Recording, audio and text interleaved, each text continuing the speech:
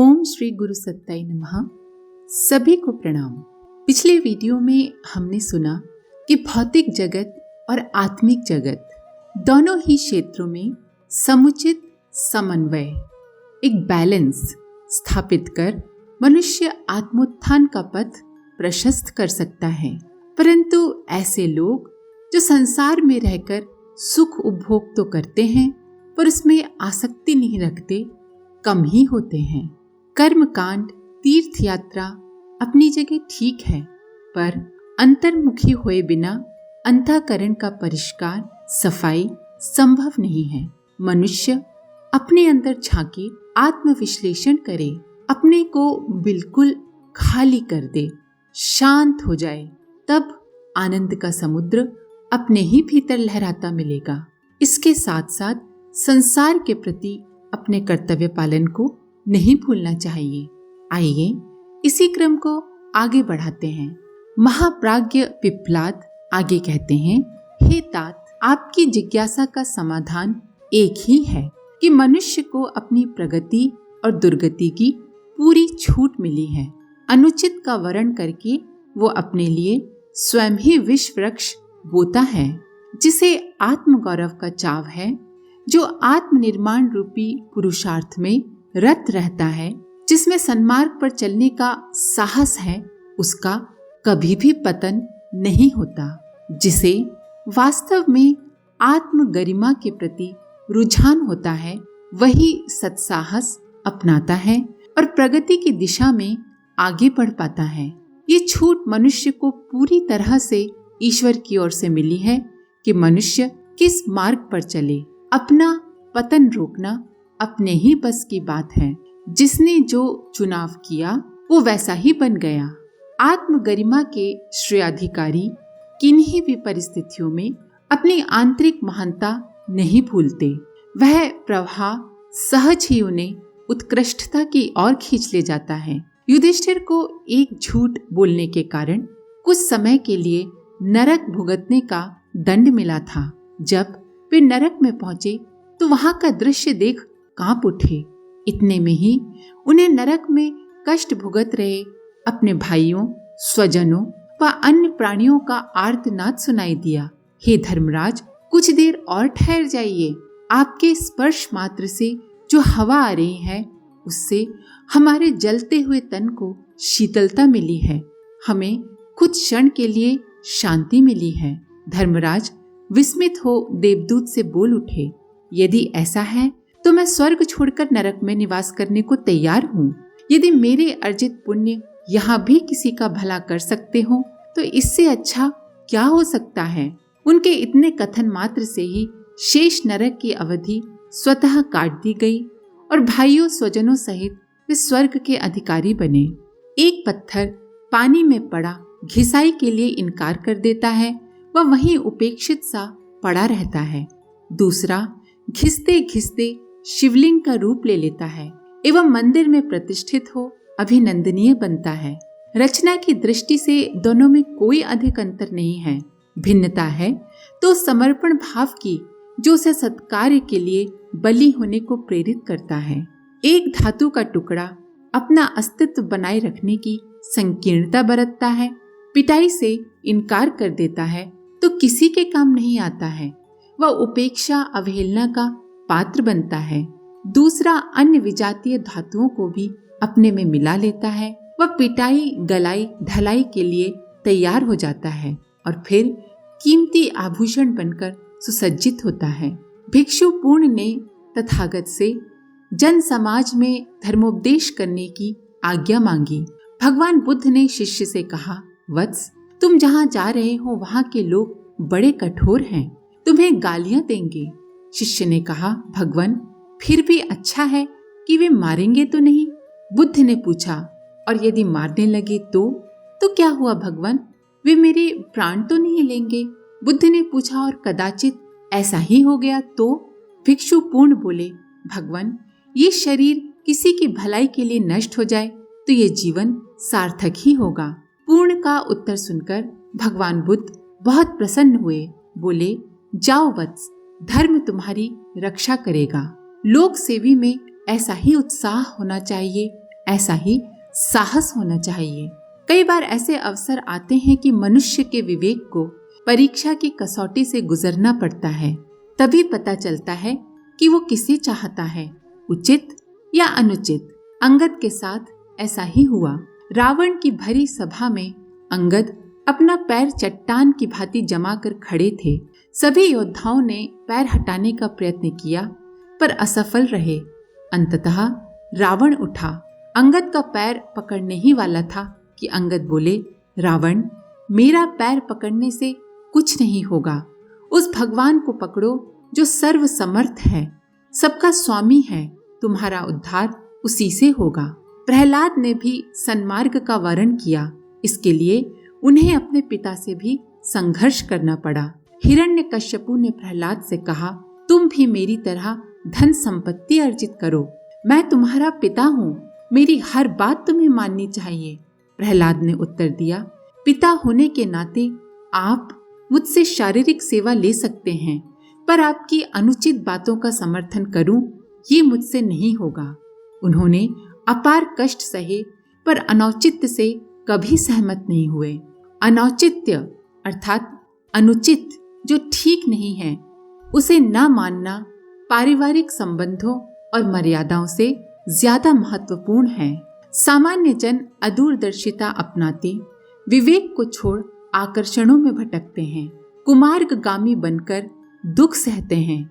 यदि उन्हें इस मूर्ता की माया से छूटने का अवसर और विवेकवान आत्मावलंबियों जैसा साहस मिल सके तो कहीं भी उन विपत्ति विभीषिकाओं के दर्शन न हो जिनमें वे बुरी तरह धसे फंसे दृष्टिगोचर होते हैं।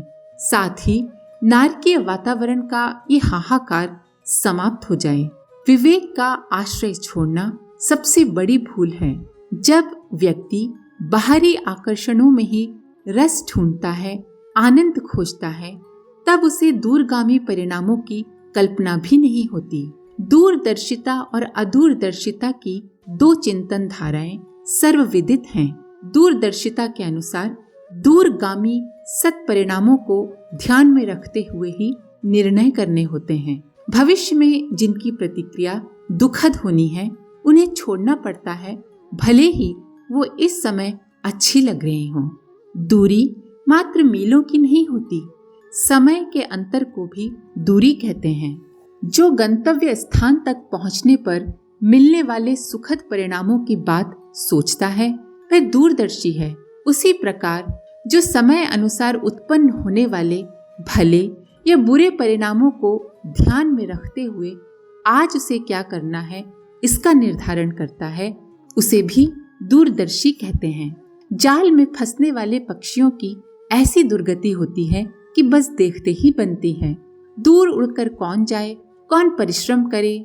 इसीलिए ऐसे पक्षी दाना ढूंढने की तुलना में जाल पर बिखरे दानों को एक सौभाग्य जैसा मानते हैं और उससे लाभ उठाने में चूकने की बात नहीं सोचते। उन्हें ये सोचने की फुर्सत ही नहीं होती कि लाभ उठाते समय उसके पीछे कोई दूरगामी संकट तो नहीं छुपा। हर लोभी अधीर आतुर होता है और तात्कालिक लाभ के कुछ एक दाने चुग लेने के बाद उस पक्षी की तरह बेमौत मरता है जिसे सामने जाल में बिखरे दानों के अलावा अन्य कोई बात नहीं सूझती। ये जानते हुए भी कि आकर्षणों में भटककर दुर्गति ही होती है, सामान्य जन उस माया से छूटने का साहस नहीं जुटा पाते। एक घना जंगल था, उसके मध्य में यात्रियों के लिए एक पगडंडी। पथिक अपनी मंजिल पर पहुंचने के लिए लंबे लंबे कदम रखता हुआ बढ़ा जा रहा था। जंगली हाथी ने राह रोकी, पथिक पर झपटा। उसे जान प्यारी थी, सो बचाव के लिए भागा और कुएं में जा गिरा। कुएं के अंदर की दीवार से निकला हुआ एक पीपल का वृक्ष था। पथिक के हाथ में वृक्ष की एक शाखा आ गई। चलो, कैसे भी जान तो बची, यहाँ हाथी नहीं आ पाएगा।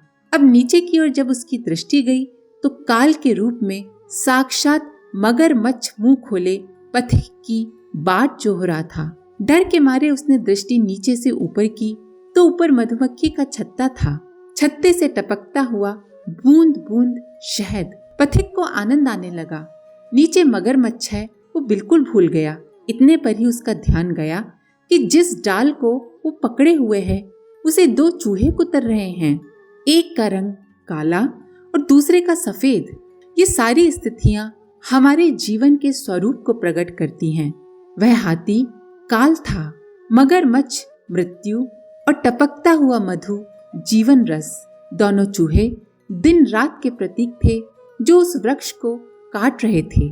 इतने पर भी अज्ञानी पथिक भविष्य के अंधकार से बचने का उपाय न सोचकर मात्र शहद के बूंदों में ही व्यस्त और मस्त हो रहा था। दूरदर्शिता के अवलंबन के लिए जो साहस अंतः से उभर कर आना चाहिए वह बिना आत्मिक पुरुषार्थ के संभव नहीं। पतन तो सहज है, पर ऊपर उठने के लिए पुरुषार्थ करना पड़ता है। धार में बहना तो सरल है, पर चीर कर चलने के लिए हिम्मत चाहिए। इसके लिए अनुदान की याचना अथवा आशा लगाना व्यर्थ है। कुमार्गगामिता और अंतः से उठकर आने वाले साहस का अभाव जीवन धारा मोड़कर व्यक्ति को कहां से कहां पहुंचा देता है। एक चित्रकार ने एक सुंदर बालक का चित्र बनाया। लोगों को वो चित्र इतना पसंद आया कि उसकी लाखों प्रतियां बिक गईं। 15 वर्ष के बाद वह चित्रकार दुष्टता के भाव प्रकट करने वाला एक चित्र बनाना चाहता था। कारागार जाकर एक खूंखार कैदी से बोला, मैं तुम्हारा चित्र बनाना चाहता हूँ। कैदी ने पूछा, क्यों? चित्रकार ने अपना विचार बताते हुए उसे बालक का चित्र दिखाया। कैदी उस चित्र को देखकर रोने लगा और बोला, ये चित्र तो मेरा ही है। चित्रकार हतप्रभ रह गया और बोला, ये कैसे हुआ? कैदी का उत्तर था, सांसारिक आकर्षणों में भटककर अपना जीवन लक्ष्य भूलने से। कुछ लोग पतन के गर्त में जाकर भी महापुरुषों का सहारा ले अपने आप को सुधार लेते हैं और मझधार में भी जाकर अपनी नाव किनारे लाने में सफल हो जाते हैं। आवश्यकता मात्र जीवन को उत्कृष्टता की ओर मोड़ देने भर की है। सम्राट अशोक कलिंग विजय के बाद चक्रवर्ती शासक बन सुखोभोग भी कर सकता था, पर युद्ध के आर्तनाद ने उसका जीवन ही बदल दिया।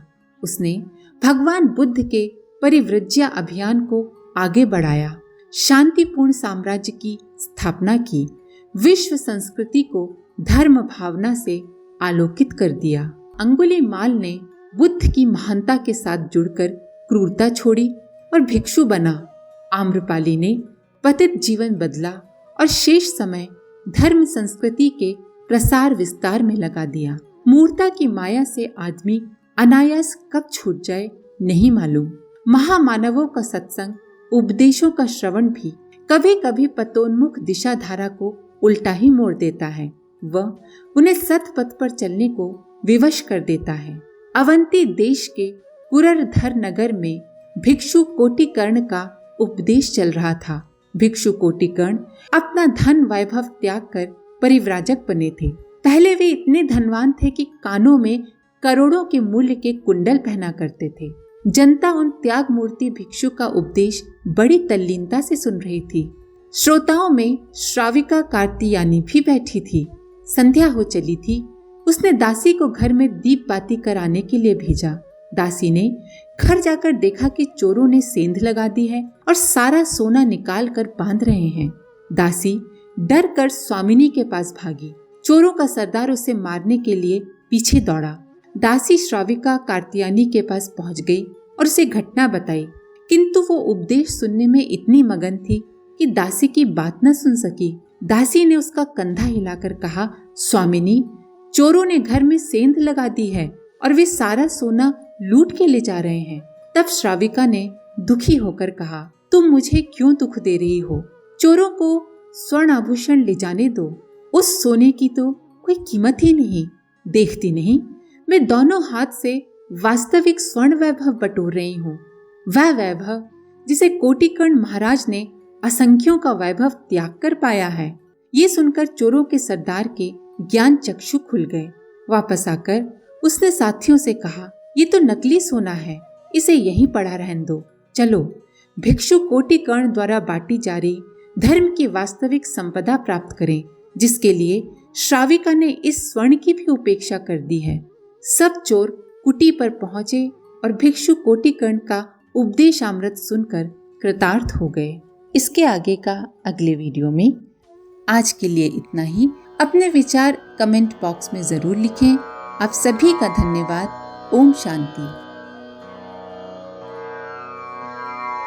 हमारे YouTube चैनल को सब्सक्राइब करें और बेल आइकन को दबाकर ऑल पर क्लिक करें ताकि आने वाले सभी वीडियोस की नोटिफिकेशन आपको मिलती रहे।